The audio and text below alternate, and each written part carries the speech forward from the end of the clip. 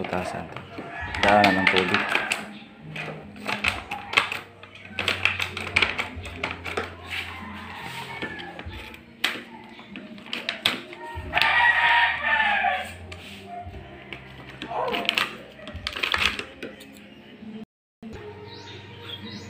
Ito guys ang ating ubi, itatanim natin to. Subukan natin. Binigay ito sa tita ko. Ayan na guys. Ubi. Parang kahoy daw to paglaki. So tingnan natin guys. Ito ang soil ko. Try natin.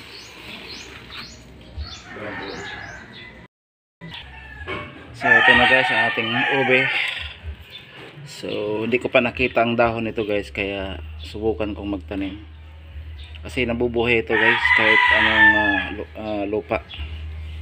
So ito na, nilagyan ko na. Ibabaon lang to, parang kamote or bombay. So tingnan natin guys kung anong klaseng dahon, kasi hindi ko pa nakita ang mga dahon nito guys. So lagyan natin ng lupa.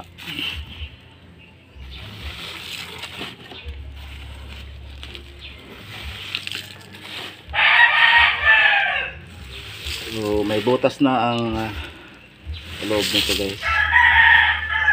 Pag may dahon na dito, pag malaki na ta-transfer natin doon sa lupa ko doon sa Sanyata guys. May lupain ako doon. So tingnan natin after 6 months